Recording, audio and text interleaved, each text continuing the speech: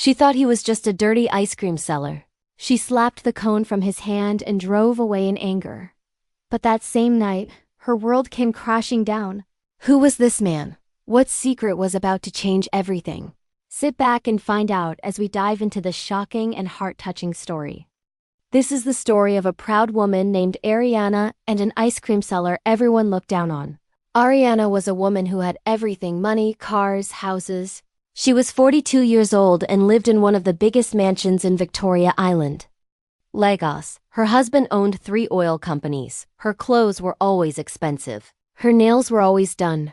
Her hair was always perfect. She drove a white Range Rover with tinted windows. The leather seats inside smelled like new money. When she passed by, people turned to look, some whispered, some stared, but Arianna never looked back. She didn't smile at the gateman. She didn't greet the security. She just drove past like the world owed her something. Move out of the way. She would shout at people crossing the road. Her driver, Uncle Ben, was a quiet man. He had worked for her family for 12 years. He knew her well, too well. One morning, as he opened the car door for her, he said softly, "Madam, good morning." Arianna didn't answer. She just entered the car and closed the door. Uncle Ben stood there for a moment. Then he shook his head and walked to the front seat as they drove through the busy Lagos streets. Arianna looked out the window. Her face was cold. Her lips were tight. She saw hawkers selling fruits. She saw mothers carrying babies on their backs. She saw boys pushing carts, but she didn't see people. She just saw poor people. Dirty people. People beneath her. "Uncle Ben," she said suddenly. "Yes, madam. Make sure you honk at these people blocking the road. I don't have time for their nonsense today." Uncle Ben didn't say anything. He just pressed the horn, long and loud that afternoon. Something happened that would change everything. It was a very hot day. The sun was burning. The air was thick and heavy. Arianna sat in the back seat of her car, fanning herself with a magazine. They were stuck in traffic near Lekki roundabout. Cars honked. Motorcycles squeezed between lanes. Hawkers moved from window to window selling water, plantain chips, and phone chargers earlier that morning. Arianna had been to her hair salon. The place was called Beauty Queen's. It was expensive, very expensive. Only rich women went there. She had spent 4 hours getting her hair done. Braids with gold beads. Each bead cost more than what most people earned in a week. Her friend Mrs. Clara sat beside her in the next chair. They talked while the hairdressers worked on their heads. "Arianna, did you hear about the new restaurant opening in VI?" Clara asked. "The Italian one?" Arianna replied, checking her nails. "Yes. I heard only the finest people can get reservations." Arianna smiled proudly. "My husband already booked a table for us. VIP section." Clara looked impressed. "Of course you people are always ahead. That's what money does," Arianna said, flipping her hand. "It separates us from them." "Them?" Clara asked. "The poor people, the dirty ones, the ones who sell things on the road like animals." The hairdresser working on Arianna's hair said nothing, but her hands slowed down for a moment. Arianna didn't notice. She never noticed. After leaving the salon, Arianna stopped at a jewelry store. She wanted new earrings to match her gold dress. The store was cold inside, quiet. The man behind the counter smiled when he saw her. "Mrs. Arianna." "Welcome back," he said. "Show me your best diamond earrings." She said without greeting him. He brought out 3 pairs, all shining, all expensive. Arianna picked the biggest one. She didn't ask the price. She just handed him her card. "Wrap it up," she said. As she waited, a young girl walked into the store. She looked about 20 years old. Her clothes were simple. Her shoes were old. She walked up to the counter nervously. "Good afternoon, sir," the girl said softly. "Do you have any silver chains?" "Something small." "For my mother." The man looked at her. Then he looked at Arianna, then back at the girl. "We don't sell cheap things here," he said rudely. "Try the market." The girl's face fell. "But I saved money for 3 months. I said we don't have what you're looking for." The man repeated. Arianna watched the whole thing. She didn't say anything. She didn't feel anything. When the girl turned to leave, their eyes met for 1 second. The girl looked sad. Arianna looked away. Your earrings, madam, the man said. Handing her a small box, Arianna took it and walked out. The girl stood outside the shop, wiping her eyes. Arianna walked past her without a word. She got into her car and told Uncle Ben. Let's go home. That's when they got stuck in traffic. And that's when she saw him. Then Arianna saw him. An old man pushing a wooden ice cream cart. The cart looked old and shaky. The wheels made noise as they rolled on the rough road. Squeak, squeak, squeak. The man's shirt was faded. His trousers had patches. His sandals were torn. But he was smiling. He pushed the cart slowly, wiping sweat from his face with a dirty handkerchief. Ice cream. Cold ice cream. He called out. His voice was weak but hopeful. Some children ran to him. He gave them small cones and collected their coins with a smile. Thank you, sir, one boy said. The man nodded kindly. Arianna watched him from inside her cool car. She looked at him the way someone looks at an insect. Her nose wrinkled. Her eyes narrowed. Look at this man, she said to Uncle Ben, selling ice cream in this heat like a fool. Uncle Ben glanced at the man through the mirror but said nothing. The traffic began to move. Uncle Ben pressed the gas pedal gently. But just as the car moved forward, the ice cream man pushed his cart a little too fast. The cart bumped into a stone.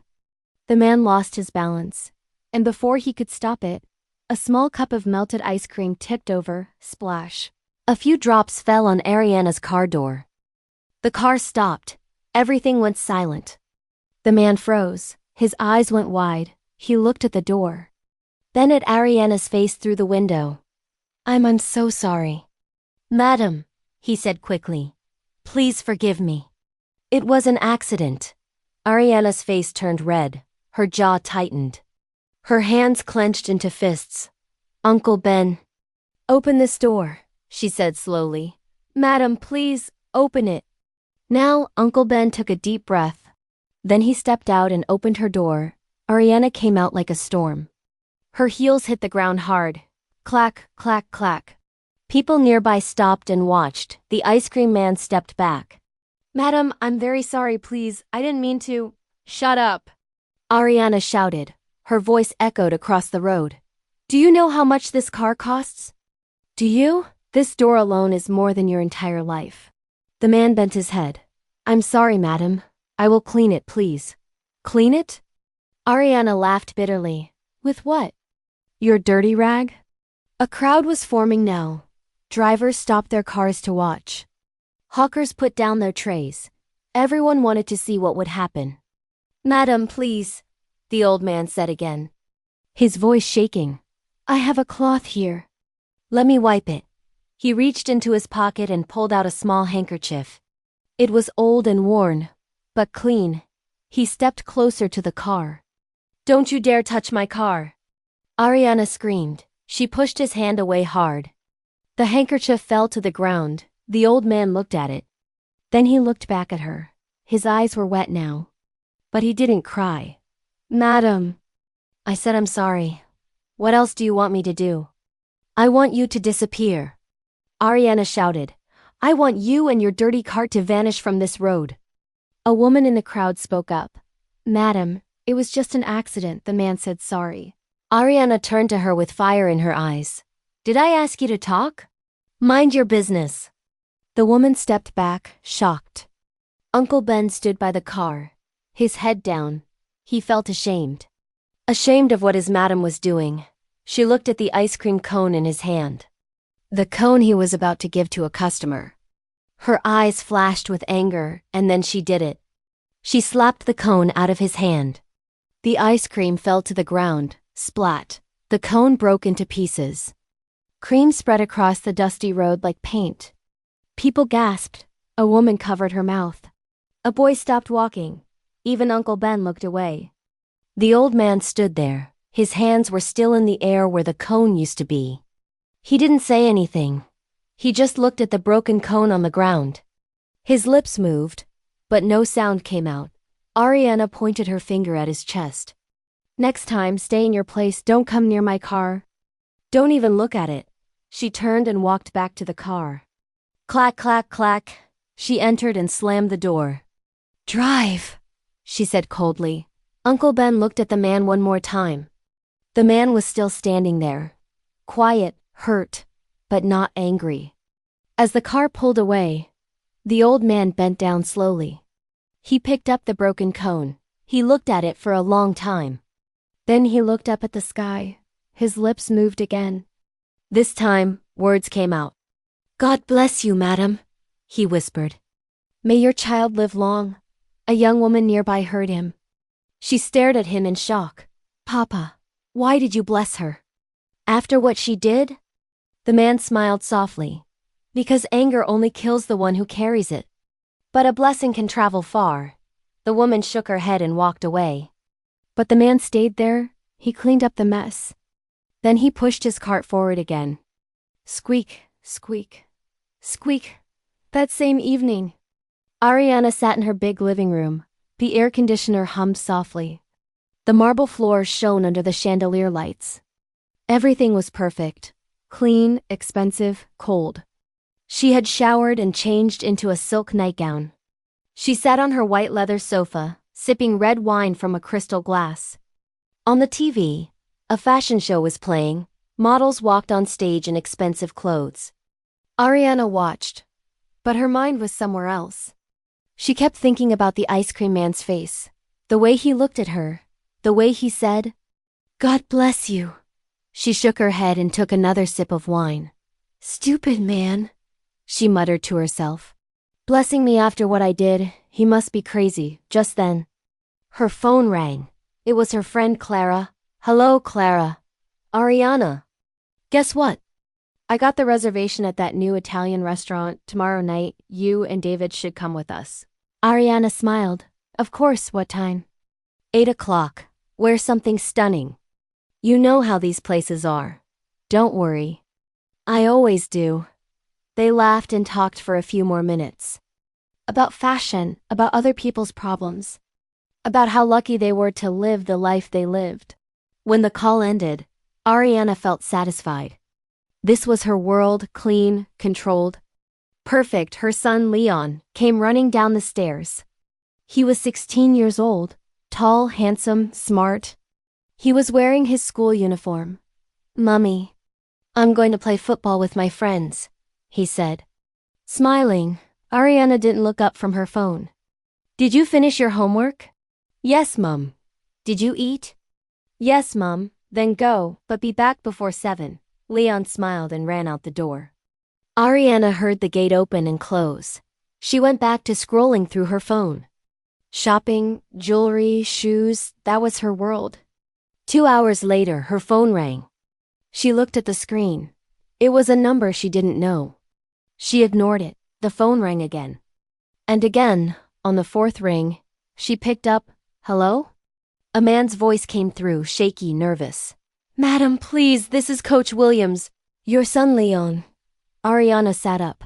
"What about him?" "He collapsed during football practice. We're taking him to St. Mary's Hospital right now." "Please come quickly." The phone fell from her hand. Her heart stopped. Her hands went cold. Her mouth opened. But no sound came out. Then she screamed, "Leon!" She grabbed her car keys and ran outside. She didn't call Uncle Ben. She didn't tell anyone. She just got into her car and drove like a mad woman. Her hands shook on the steering wheel. Her eyes were wide. Tears blurred her vision. "Please, God," she whispered.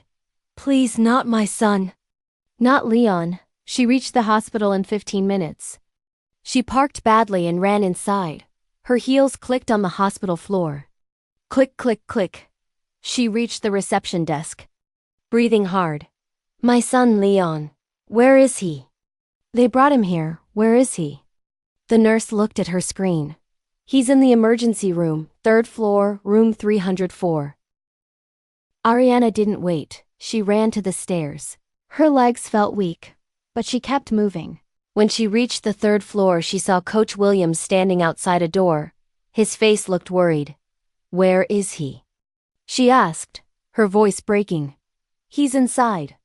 The doctor is with him." Arianna pushed the door open. Inside, nurses were moving fast, machines were beeping. And on the bed her son lay still, his eyes were closed, his face was pale.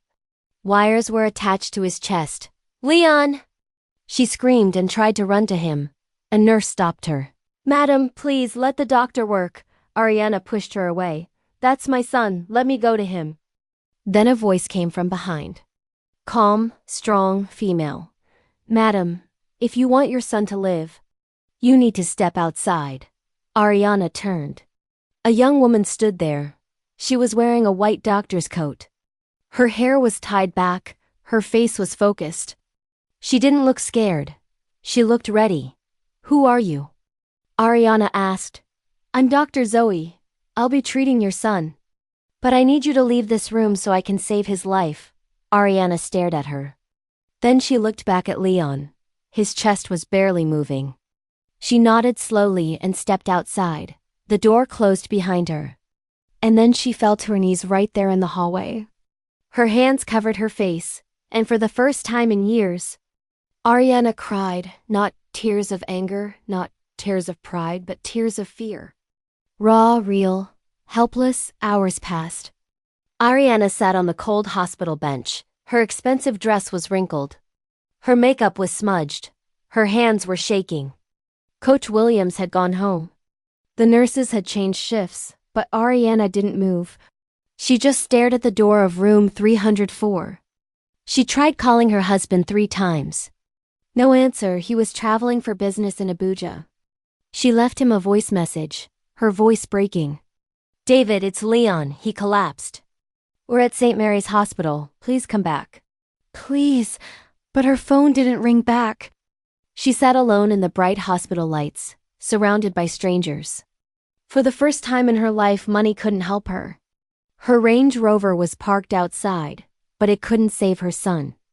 Her gold jewelry was still on her neck, but it felt heavy now. Useless. A nurse walked by with a tray of medicine. Arianna stopped her. "Excuse me, my son Leon. Is he going to be okay?" The nurse looked at her gently. "The doctor is doing everything she can. Just pray." Arianna hadn't prayed in years. Not real prayers, not the kind from the heart. She closed her eyes and whispered, "God, if you're there, please save my son, please. I'll do anything. I'll change. Just let him live." Then she opened her eyes and waited. An old woman sat across from her on another bench. She was holding a rosary. Her lips were moving silently. Arianna watched her. The woman looked poor.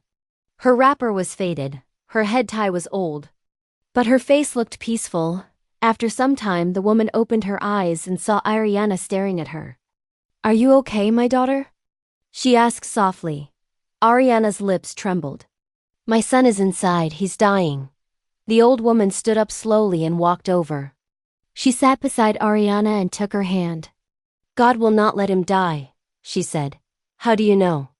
Arianna asked, tears rolling down. "Because I can see your heart is breaking. And when a mother's heart breaks, God listens." Arianna looked at her. This poor woman, this stranger, she was comforting her. A woman who probably had her own problems, her own pain. But she still stopped to help. "Thank you," Arianna whispered. The old woman smiled. "What is your name?" "Arianna." "I will pray for you, Arianna. And for your son." She closed her eyes and began praying out loud, right there in the hospital corridor. Arianna closed her eyes too, and for the first time in years, she felt something warm, something she had forgotten, hope, at 2 a.m. The door finally opened. Dr. Zoe stepped out. Her face looked tired, but her eyes were calm. Arianna jumped to her feet. "My son, he's stable," Dr. Zoe said softly. "He had a cardiac arrest. His heart stopped for almost 3 minutes. But we brought him back." Arianna's legs went weak. She grabbed the wall for support. "Is he going to be okay?" Dr. Zoe nodded. "Yes. But he needs to rest. You can see him now." But only for a few minutes. Arianna didn't say anything.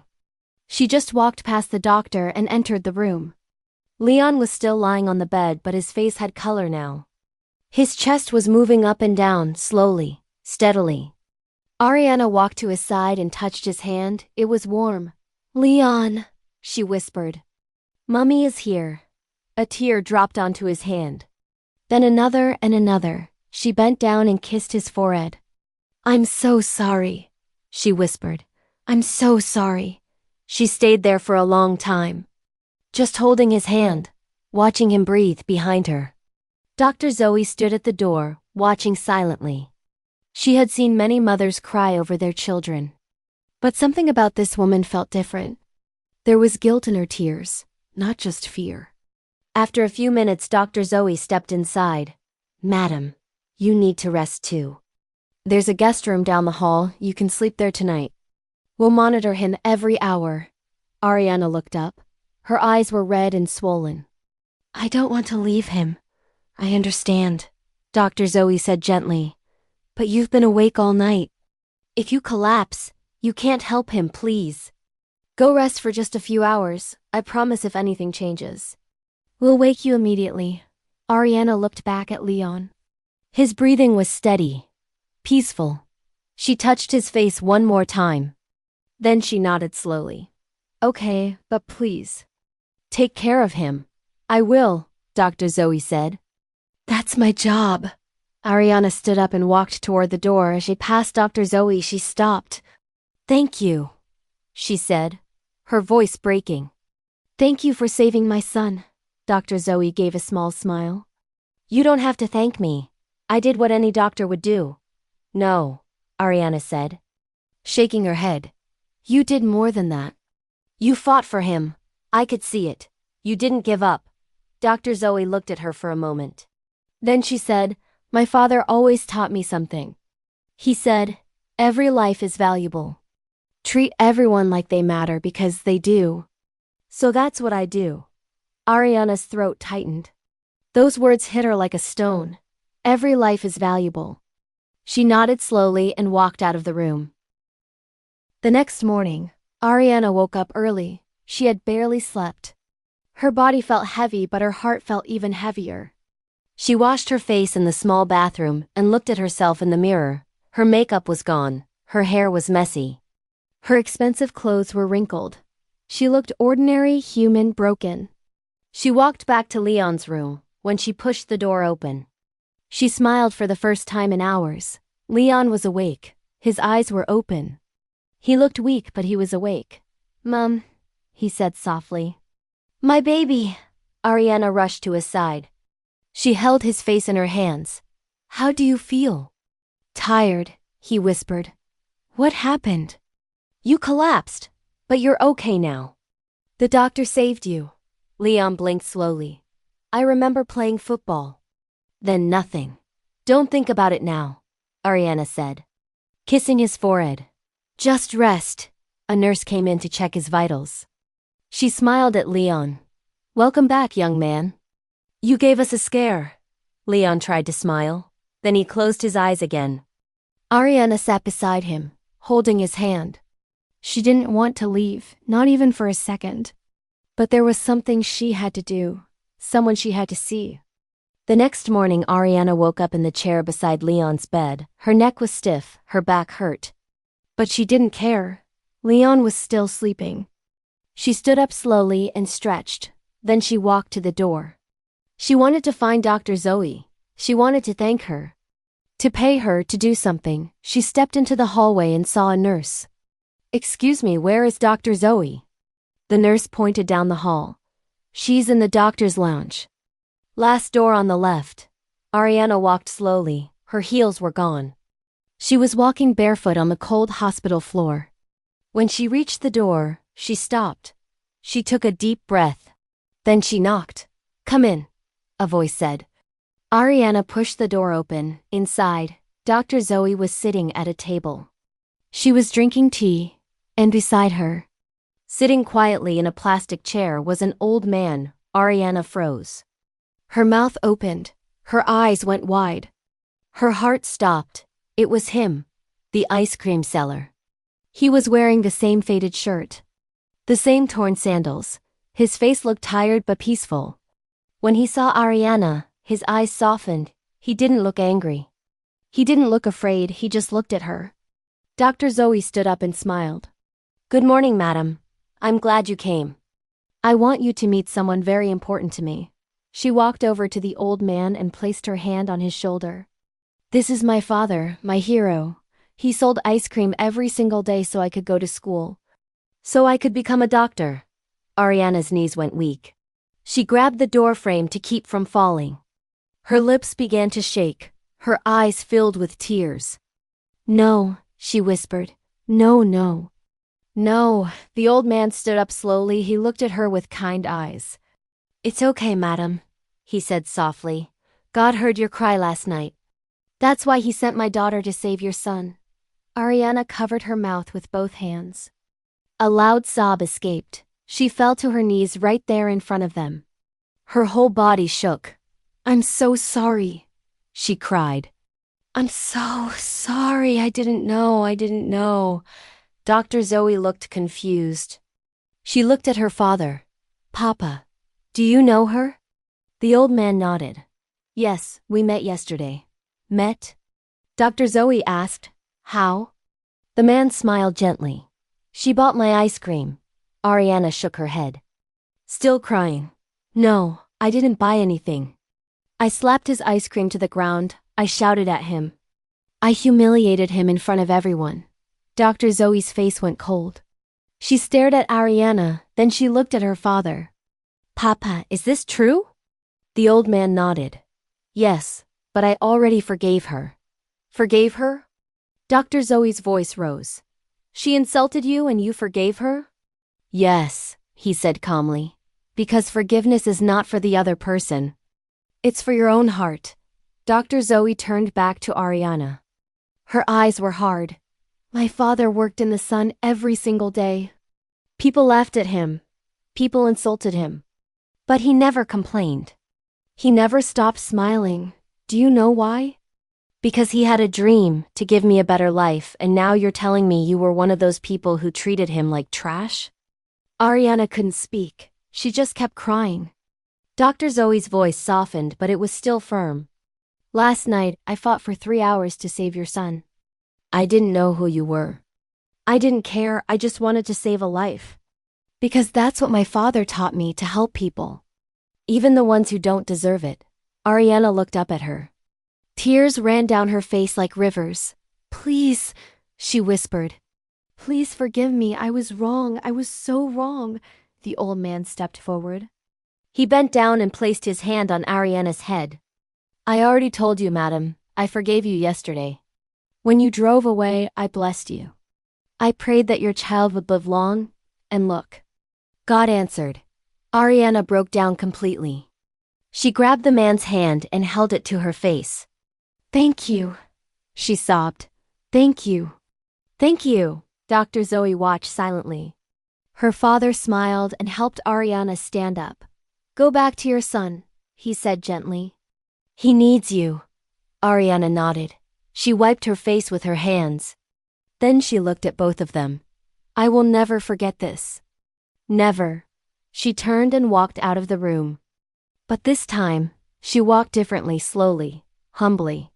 Like someone who had just learned the hardest lesson of her life. 3 days later, Leon was discharged from the hospital.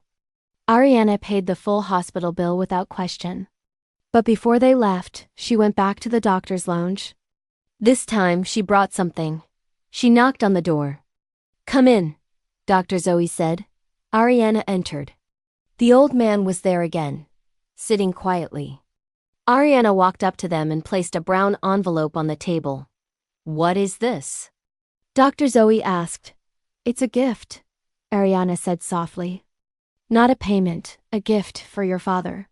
For you, for saving my son, and for teaching me something I should have learned a long time ago. Dr. Zoe opened the envelope. Inside was a check, a very big check. Her eyes went wide. Madam, this is too much. No, Arianna said, shaking her head. It's not enough. Nothing I give you will ever be enough. The old man looked at the check. Then he looked at Arianna. Madam, I don't need this. I know, Arianna said. But I need to give it, please. Let me do this one good thing. The man smiled. Then he nodded. Okay, but I will use it to help other people. People like me, the ones selling on the streets. The ones everyone looks down on. Arianna smiled through her tears. That's perfect. She paused for a moment. Then she said something she had been thinking about all night. Sir, I want to ask you something. How did you do it? How did you stay kind after everything people did to you? The old man looked at her with gentle eyes. Madam, let me tell you a story. When my daughter was young, we were very poor. Poorer than you can imagine. Some days we didn't eat. Some nights we slept on the street. People laughed at us. They called us names. They treated us like we were nothing. He paused and looked at Dr. Zoe. She was listening quietly, her eyes soft. One day, a woman gave me food. Just one plate of rice. But she gave it with a smile. She didn't look at me with disgust. She looked at me like I was human that day. I made a promise to myself. I said, if God ever lifts me up or lifts my children up, I will never forget where I came from. I will never treat people the way I was treated. He turned back to Arianna. So I taught my daughter the same thing. Treat everyone with respect, because you never know their story. You never know their pain. Arianna's eyes filled with tears again. I wish someone had taught me that when I was young, the old man smiled. It's not too late to learn, madam. You learned it yesterday. And you'll keep learning it every day if you choose to. Arianna nodded. She looked at Dr. Zoe. You have an amazing father. Dr. Zoe smiled. I know. Arianna turned to leave. But before she reached the door, she stopped. Dr. Zoe? Yes, madam. Your father is a great man, and you are a great woman. Thank you for showing me what real greatness looks like. And with that, Arianna left. From that day forward, everything changed. Arianna stopped shouting at people. She stopped looking down on the poor. She started greeting her gateman. She started helping the hawkers near her house. This story teaches us one powerful lesson. Never look down on anyone. You never know who they are or who they are connected to. Treat everyone with kindness and respect. Because life has a way of humbling the proud and lifting the humble. What did this story teach you? Please share your thoughts in the comments section below. I would really love to read from you. And guess what? There's another very interesting story coming in a few days. So make sure you subscribe to my channel and turn on your notification bells so you'll be the first to know when it drops.